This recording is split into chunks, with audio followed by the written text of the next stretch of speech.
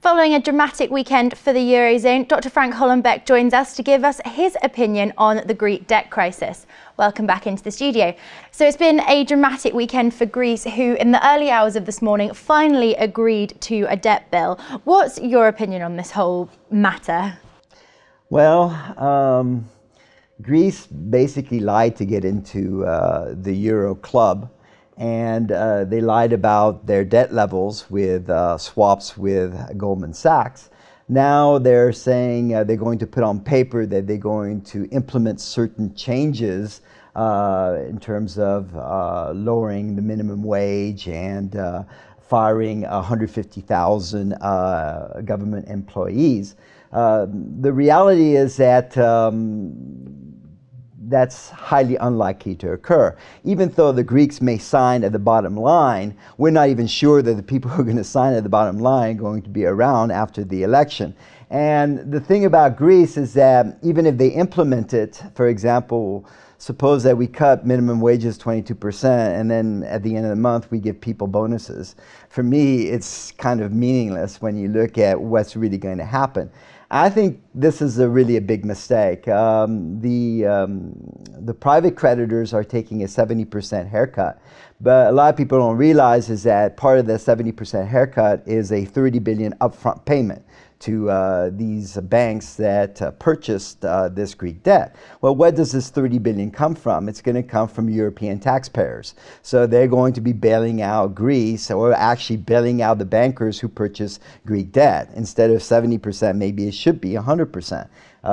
Creditors are as guilty as debtors when they get into this situation. Why should an individual taxpayer in Europe who's working at McDonald's have to pay for Greek profligacy? It's kind of hard to understand on that particular point of view. But we've seen countries in this position before. We discussed prior to this interview Argentina in 2001-2002. Tell us a little bit more about that and the comparisons between Argentina and Greece. You're right. The comparisons between Greece and Argentina are very close.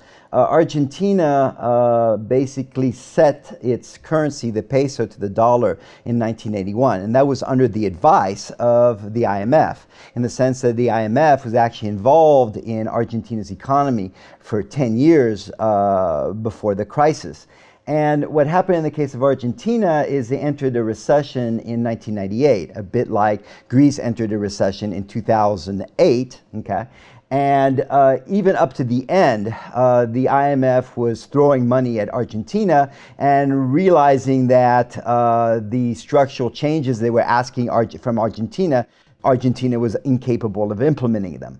And even in the study afterwards, the IMF said that they made a mistake. They should have never thrown money at the problem, and that Argentina should have defaulted. So you have to really question, why is the IMF bailing out Greece? Greece has 160% debt to GDP ratio. At best, they hope to get it down to 120% debt to GDP ratio. You have to realize that Argentina, when it went defaulted, had a 53% debt to GDP ratio. They went to 166% in 2002.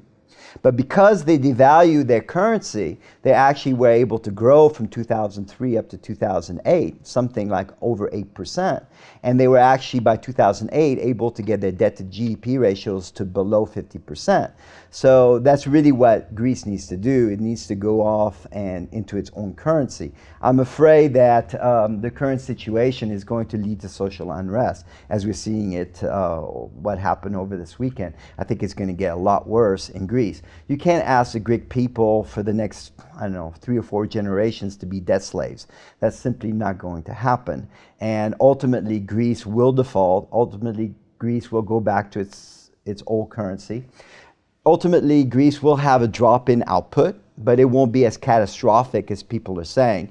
The Greek government is basically saying is that if we go back to the drachma, we're going to have chaos in the streets. They're just basically using fear.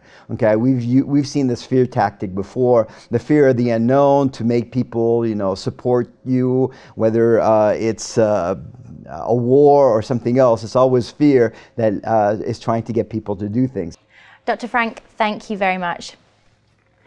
Do stay tuned to Dukascopy TV as we continue to bring you the latest news, trading analysis and interviews. For now though, goodbye.